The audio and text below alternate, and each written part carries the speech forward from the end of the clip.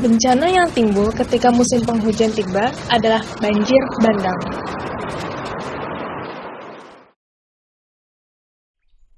Banjir bandang dapat terjadi secara tiba-tiba, deras, dan dalam waktu yang sangat cepat. Wilayah yang memiliki potensi tersebut berada pada daerah lembah di kawasan aliran sungai yang terbentuk di perbukitan. Kurangnya penahan air seperti pepohonan di daerah hulu sungai, terhambatnya aliran sungai oleh sampah, dan kemiringan lereng yang curam dapat menjadi faktor penyebab terbentuknya banjir bandang.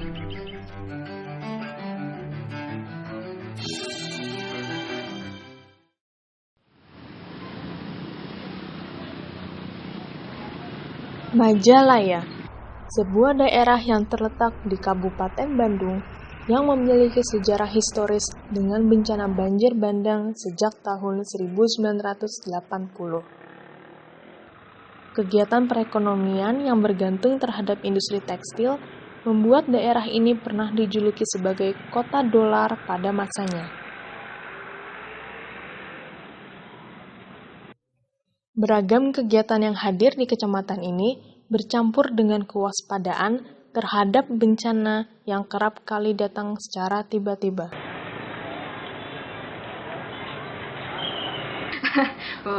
Abah udah berapa lama di Majalaya?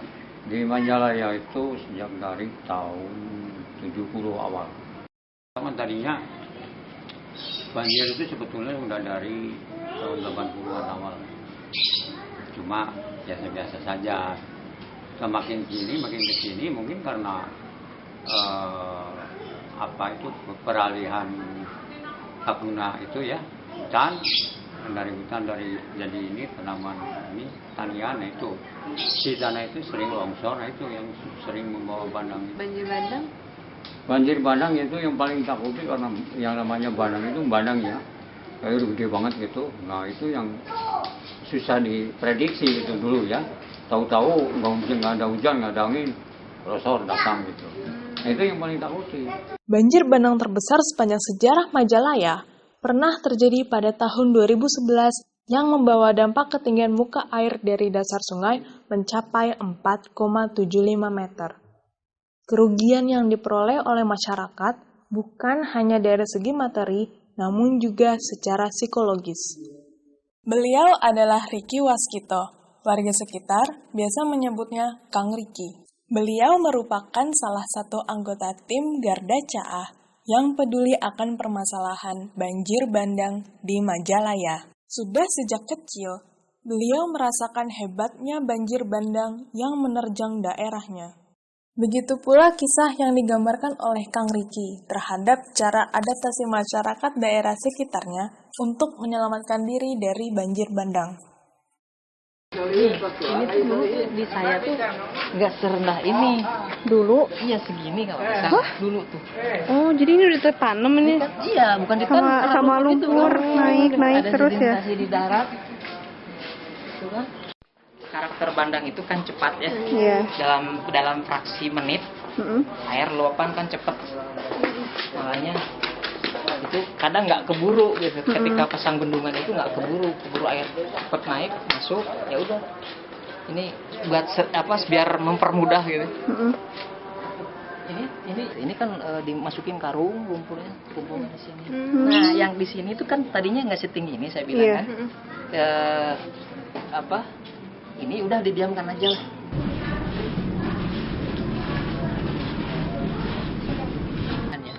Tapi ini di balik benteng ini kosong, ada ruang kosong kan gini nih, ini kosong, ini tekanan air kan nggak kuat nih benteng. Nah ini gang ini benteng ini, ketika ini nggak kuat kan jebol gerak. Nah ini karena air udah di dalam, ini nekan kan ketika kosong sepersekian detik itu, nah itu roboh. Waduh. Ini roboh sampai sini. Ini sampai ketika kalau banjir air sampai sini itu yang 30 cm. Ini 30 cm. Kalau air misalkan di sini kan meluap ke sini 30 cm. Jadi tinggal ditambah aja. Karena memang pernah lewat benteng ini. Gitu. Hasil dari datangnya banjir bandang di Majalaya bukan hanya dampak negatif saja, namun untuk beberapa kelompok masyarakat. Hal ini mereka jadikan sebagai bagian dari mata pencaharian di daerah aliran Sungai Citarum, yaitu penambang pasir.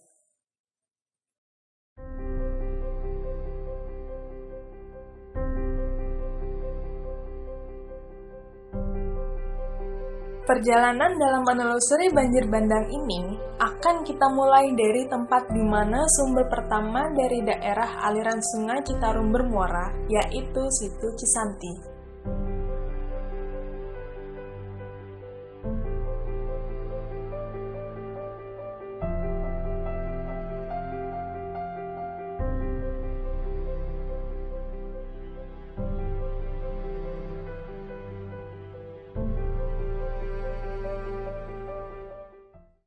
Ini adalah Situ Cisanti. Situ Cisanti ini merupakan daerah paling hulu dari Sungai Citarum. Situ Cisanti ini juga terkenal dengan sebutan titik 0 km Sungai Citarum. Dan aliran Situ Cisanti ini mengalir ke 4 daerah aliran sungai, yaitu Ibun, Kertasari, Drawati, dan Pacet. Daerah yang paling dekat keberadaannya dengan Situ Cisanti adalah Kecamatan Kertasari. Sekarang saya berada di daerah Kertasari yang merupakan daerah hulu dari Das Citarum. Nah, di Kertasari ini kebanyakan lahan sudah digunakan sebagai perkebunan. Penggunaan lahan sekitar daerah aliran sungai merupakan elemen yang menentukan besar aliran dari curah hujan yang dapat menyebabkan banjir. Daerah yang memiliki tutupan hutan yang lebat akan memiliki limpasan permukaan yang kecil dan akhirnya tanah pun memiliki daya serap yang sangat besar. Jika daya serap semakin berkurang karena perubahan tutupan lahan, maka dengan kata lain air hujan yang turun dapat secara cepat masuk ke dalam aliran sungai. Selanjutnya kita menuju ke daerah di bawah Kertasari, yaitu Kecamatan Pacet. Sekarang lagi berada di Pacet ya, tepatnya di Desa Sukarame, Kecamatan Pacet, Kabupaten Bandung. Ini salah satu hulu Sungai Citarum yang suplai airnya kalau hujan deras, baik hujan deras di sini atau hujan deras di Kecamatan Kertasari, menyebabkan luapan banjir ke daerah Majalaya. Daerah Pacet ini sangatlah dekat dengan Gunung Rakutak, yang mana gunung ini pun memberikan sumbangsi aliran sungainya ke dalam daerah aliran Sungai Citarum. Masyarakat pun masih menggunakan aliran sungai di sekitar Pacet untuk memancing ikan. Pematang sawah sudah banyak terlihat membentang di sekeliling daerah Kecamatan Pacet ini. Daerah selanjutnya yaitu Drawati. Aliran sungai yang melintasi Drawati panjangnya sekitar 7 km. Kondisi topografi di Drawati secara umum memiliki kemiringan lereng yang curam, sehingga aliran air turun dengan deras. Dan daerah yang paling dekat dengan pusat kota Majalaya adalah Ibun. Dari 4 sumber banjir yang mempengaruhi banjir bandang Majalaya, Ibun adalah satu-satunya daerah yang aliran sungainya melintasi pusat kota dengan panjang aliran sungai sekitar 5-10 km. Saat ini saya berada di Bendungan Raduk, tepatnya di Kampung Raduk, Desa Wangi Sagara, Kecamatan Majalaya, Kabupaten Bandung. Bendungan ini dulu dibuat sekitar tahun 40-an pada masa peralihan kolonial Belanda ke Jepang. Bendungan ini merupakan bendungan terdekat ke Majalaya dan merupakan daerah aliran Sungai Citarum. Apabila terjadi luapan di bendungan ini, aliran air hanya butuh 10-15 menit untuk mencapai Majalaya. Banjir yang sudah dialami oleh masyarakat Majalaya dari tahun ke tahun membuat sekelompok pemudanya memiliki kesadaran akan pentingnya peringatan dini sebelum datangnya banjir bandang ke daerah mereka. Komunitas ini dinamakan Garda Caah. Pemuda-pemudi ini biasa berkumpul di suatu rumah yang selalu mereka sebut dengan Rumah Gerak Garda Caah. Tempat ini biasa dijadikan sebagai sarana berbagi pengetahuan tentang ilmu pemantauan cuaca, persiapan mitigasi bencana, dan penataran kepada para anggota muda untuk regenerasi.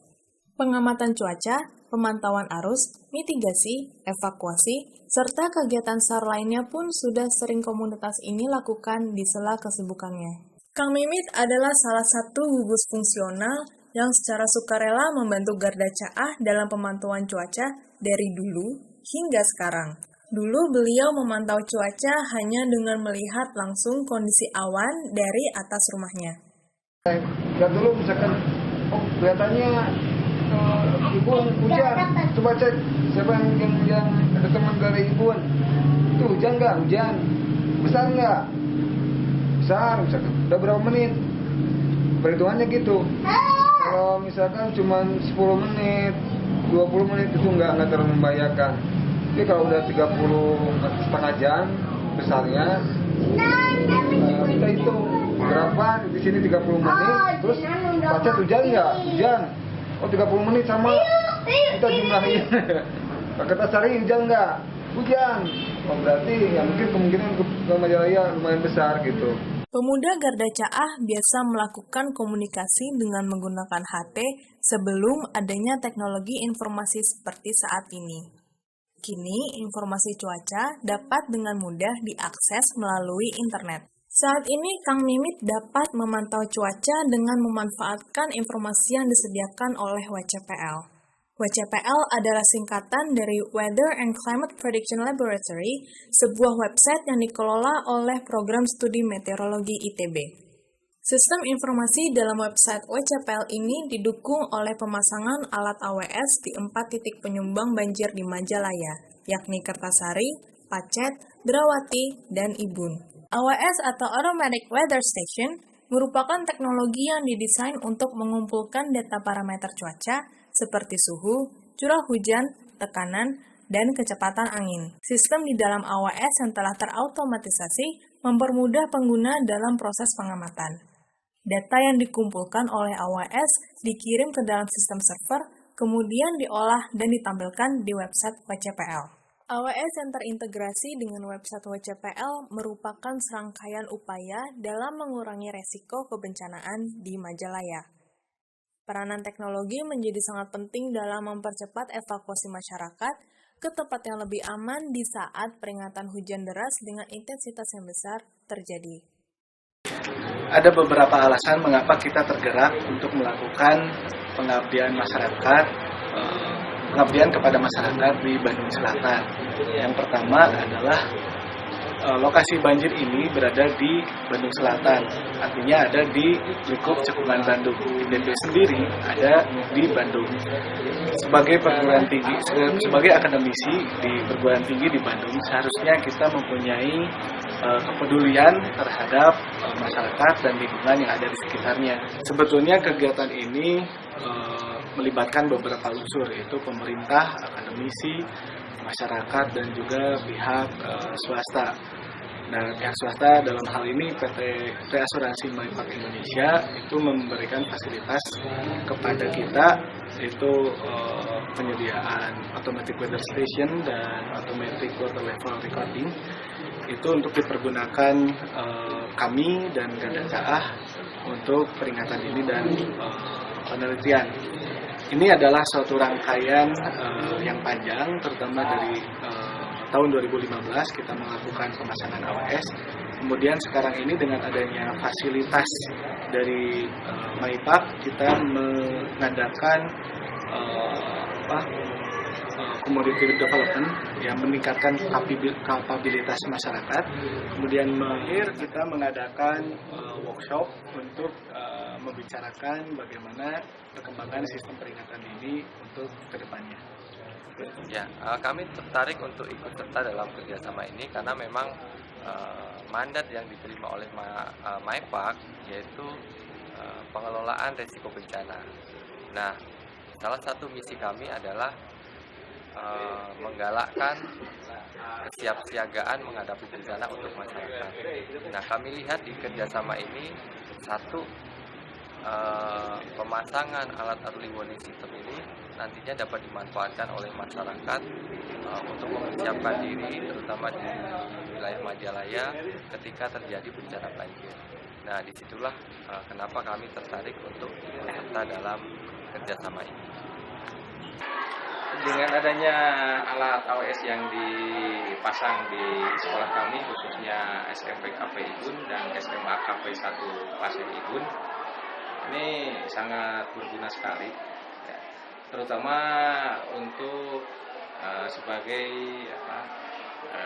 peringatan dini apabila di sini terjadi hujan besar, ya, atau cuacanya sangat buruk, itu kemungkinan besar ke bawahnya ada banjir dan sebagainya. Jadi ini sangat-sangat berguna sekali,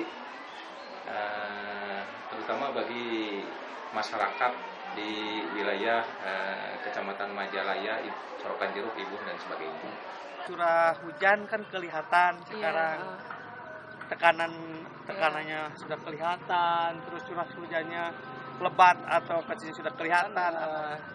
Dengan adanya alat ini, alhamdulillah anak juga kok menanya ada apa? Harapan akang sareng warga di dia gitunya. Nya minimal alat ieu tong aya lirena gitunya dina sian kabar ka ditu. Terus da ari kabar perkawis hujan mah insyaallah gitunya akang dari sabarakat sang rekan-rekan selalu yalah merhatoskeun gitu kana hujan. Atuh mudah-mudahan ku ayeuna alat ieu teu aya kabar-kabar anu miring gitu, anu kirang leres, kirang akurat gitu Pak Inten. Harapan kami dari kegiatan ini mudah-mudahan masyarakat yang terdampak di Majalaya dapat dengan sigap, tanggap dan tangguh untuk menghadapi banjir.